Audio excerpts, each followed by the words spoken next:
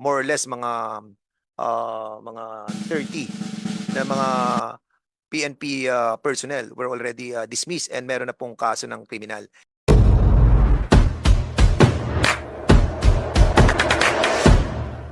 I am very disgusted. Kung pwede pa lang, Mr. Chair, na mahiwalay yung binayad ko na buhis na hindi mapunta sa mga ganitong yung sahod. Kasi second term ko na to as member of both this committee and Committee on Dangerous Drugs. This is not the first time that I heard this. No, I have witnessed this kind of investigation from our PNP.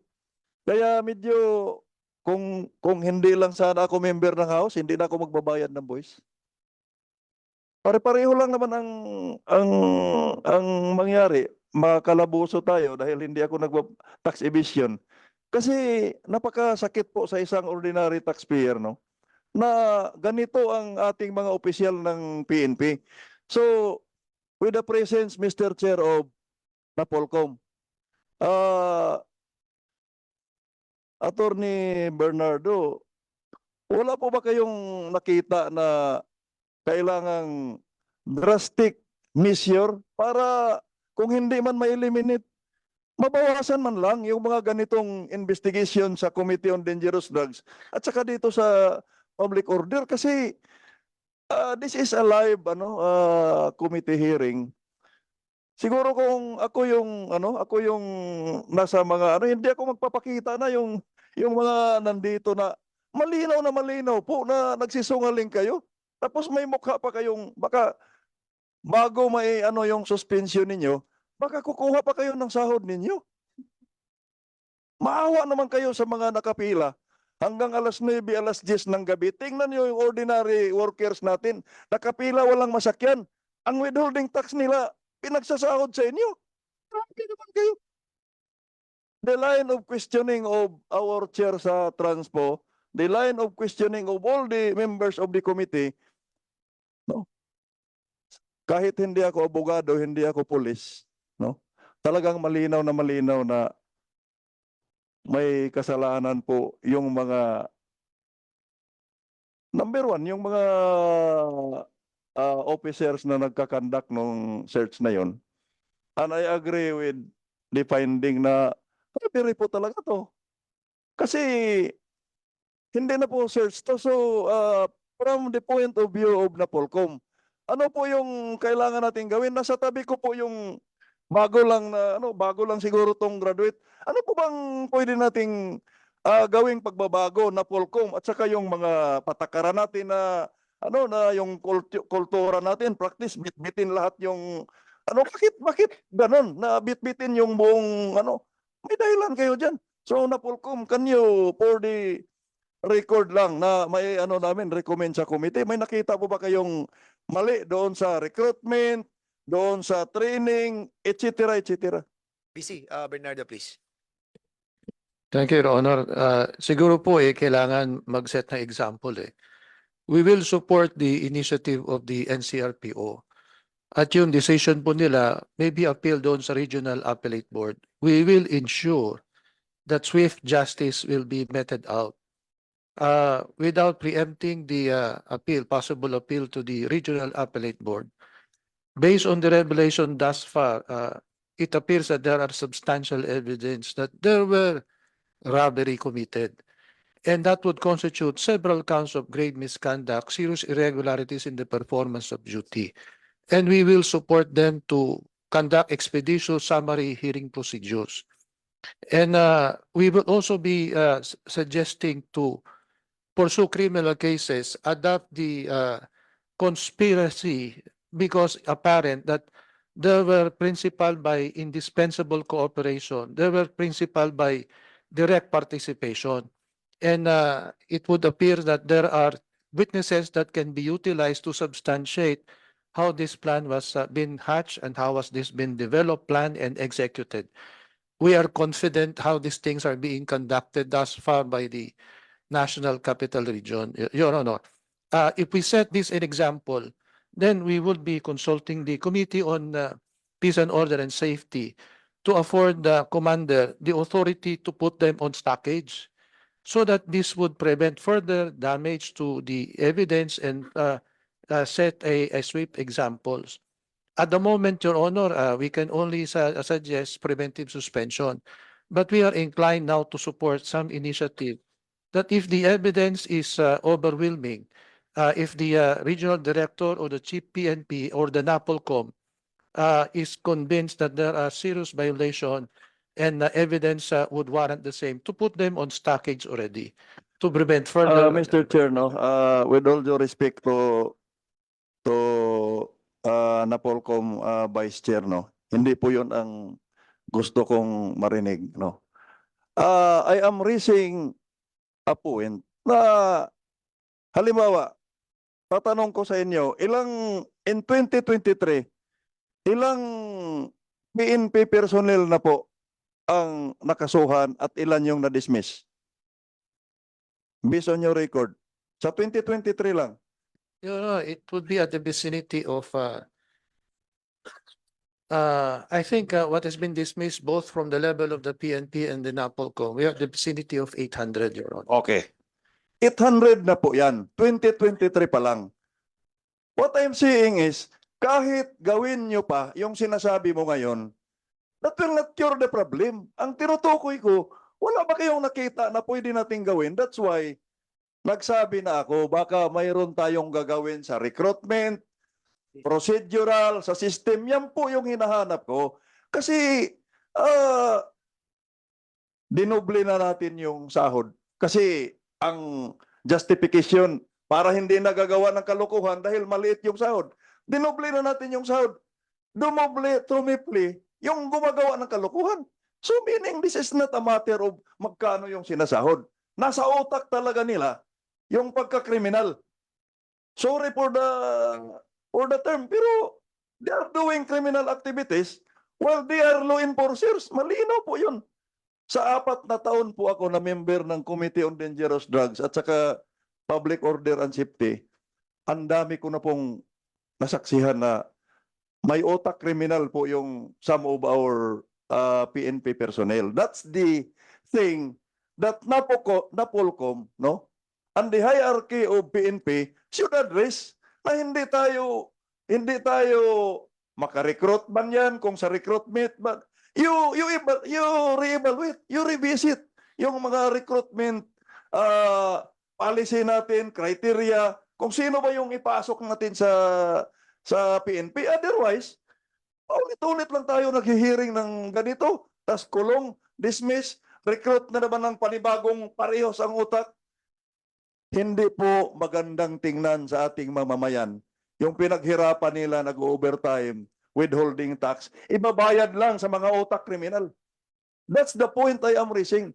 Kasi sawa na po ako sa ganitong overtime, 6 na oras na hearing, just, no, pag-usapan lang yung mga ganito, walang maitulong to sa ating lipunan. Hindi to makagaan hindi to makapababa ng presyo ng bigas. Nakasakit pa to sa dibdib ng mga nagtatrabaho na ordinaryong empleyado na yung buhis nila ay binabayad na pansahod. So, I want to raise a point na NAPOLCOM and the hierarchy of the PNP should address na mabawasan man lang, ma-minimize yung mga ganitong utak na mga law enforcers natin. Baka sa recruitment yan o sa mga patakaran na pinairal natin ngayon na pwede palang bitbitin lahat yung mga... Kasi gusto ko itong mga tao na to, wala bang mga tao doon sa bagong assignment mo na pwede mong mautosan, pwede mong ma-organize. Otherwise, ay kung ganun yun, nasaan yung training natin PNP sa leadership? Kung gusto mo, ayaw mo nang ma-train yung datnan mo doon na assignment kasi gusto mong bitbitin lahat. So I hope na the NAPOLCOM can submit to this committee the soonest possible time.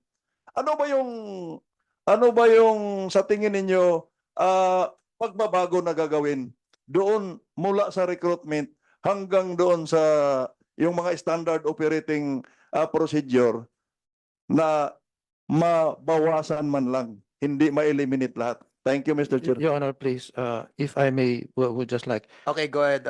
Briefly. Your Honor, Ano? please, Bernardo. there are 228,000 well-abled body in the Philippine National Police. These are dedicated and sincere uniformed personnel and non-uniformed personnel. The few people that we have been seeing here are exceptionally manifesting criminal perversity, but this is not the representation of the PNP. We could rely to the good men and officers of the PNP. Ang totality po, yung karamihan po mas marami pa pong matitino talaga. And the recruitment are continuously being addressed, Your Honor. Ito lang pong mga tulisang ito ang dapat talagang maubos doon sa ranks ng PNP. You would see may mga patrolman, may mga sargento who are testifying against those nefarious activity. These are manifestation na hindi rin po papayag yung mga mabababa. At may mga officers din na hindi rin po mapayag na sumusunod. Ito ho yung nagpapakita na merong pagbabago sa loob ng organization. Meron pa rin po talaga maraming tulisan pa rin na naiiwanan. But these are currently being addressed doon sa program ng PNP tsaka ng NAPOLCO of internal cleansing. Ito nga lang po, kailangan lang po talaga magkaroon ng example para magkaroon ng deterrence. What we are currently doing now is a good showing of deterrence. Siguro sa darating na mga ilang araw pa, ilalabas namin yung iba pang mga disposition Okay. po. As a matter of Thank you. fact, I would agree that the percentage of these, well, we can say na mga scalawags is wala pang 1% yan sa totality ng police force natin. And the reason why we're trying to find out and ferret the truth out of these different operations that are nakita natin that are spurious ay para totally kung 1% na to ay matanggal natin. And with all the reports that were submitted to this chairman, we found out that those who have been heard, no, dito sa hearing na to, marami na rin pong na-dismiss. As a matter of fact, baka mga more or less mga 30 na mga PNP personnel were already dismissed and meron na pong kaso ng kriminal. And I will be asking General Nartates and the group of the PNP to submit to us. Kasi what I reported was Region 4A lamang. So we will be asking the whole accomplishment doon sa mga na-dismiss na mga scalawag officials and be reported in this committee on the next hearing. With that, I would like also to ask the DOJ, no? Hindi na ako magtatanong, but of course, doon sa iyakat na tinatawag natin, meron tayong tinatawag na iyakat doon sa anti-trafficking. You have written a letter sa DOJ, sa BID, sa Chinese Embassy, and also doon sa DSWD.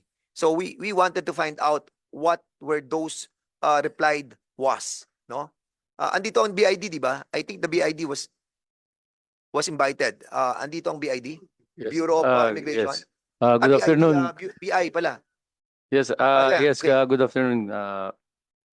Good afternoon, sir. So they have written you a letter about the those who have been allegedly victims of trafficking.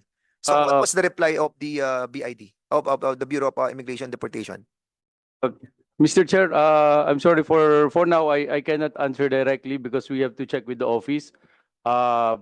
We weren't informed that it was specific. It was this the Congress specifically has that query. We only found out that now, Mr. Chair. Okay.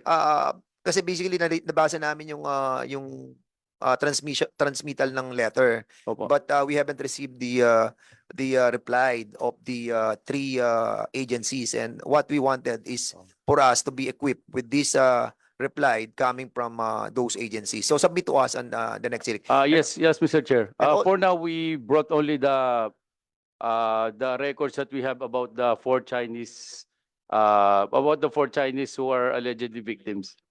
Oh, yun sa apat na biktimang yon, anong reply nyo doon? Right now, Mr. Chair, yung dalawa pa lang in-identify namin kasi we need the birthdays of the other two. O sige, submit to us Opo. on the next hearing, ha? And Yes, then, sir. all those people who have been invited on this hearing next Monday, okay tayo sa Monday? On Monday, we will be setting a hearing for the continuance of this investigation. But for those who have been cited in contempt, 6 PNP personnel, please stay and sit on your specified chairs, no? And those resource speakers, we have been invited. Pwede na po kayong lumabas after the adjournment. And ayun na nga, kay General Nartates, submit to us yung mga dismissed na mga PNP personnel para sabihin naman natin sa ating mga kababayan that meron tayong na-accomplish on cleansing the ranks of your organization. And the same time, with BC Bernardo, please submit to us as well. Okay? And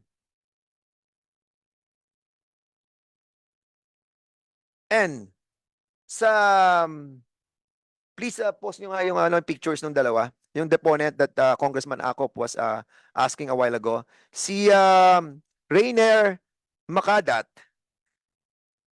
at si Michael Nobesia na inibitahan natin pumunta dito, we're not around. And we believe that sila ay nagtatago na. But kung sila po ay nandiyan lamang sa ating mga kababayan na nanonood, tulungan po ninyo kami na mahanap ang mga taong ito sapagkat makakatulong na malaki para po masubstantiate yung mga ebidensya na hawak po namin. And at the same time also, Sergeant Lord Antonino, siya po ay nasa no? Nasa PNP ngayon, no? Dahil ano lang siya, is he suspended or is he under the custody of the PNP? Asan tong si Sergeant Lord Antonino? Correction to my statement earlier, Your Honor. He's been dismissed already effective January 5, Your Honor. So dismissed na siya. Was a criminal case filed against this person? Yes, Your Honor. Okay. So, anong case ang pinahal sa kanya? If I have not mistaken, Your Honor, kidnapping and robbery extortion, Your Honor. See? Okay. So we will be asking also siguro a motion. Hindi na lang. Okay na. So, hindi pa siya. But we will try to invite this person as well because he might be the missing link between Mr. Sean and the group of this SPD. Okay. With that, I need a motion. Mr. Chair. Yes, Congressman Acop. Before we ask for the favorite motion, may I respectfully request the chair to direct the NCRPO to locate the two deponents and Mr. Antonino to be present sa next hearing. So we will be asking the General Natates to locate these three personalities, which is so crucial on this investigation. Si Sergeant Antonino, former Sergeant Antonino, si Rainier Madakat, and the Michael Nebosia. And Mr. Chair, may I request the Sergeant at Arms already to take hold of the 6 PNP personnel Yeah. supposed to be detained for Yes. contempt. So accordingly, after the adjournment of this committee, the Sergeant at Arms is hereby directed to bring all those personnel who have been cited into contempt in our custody. So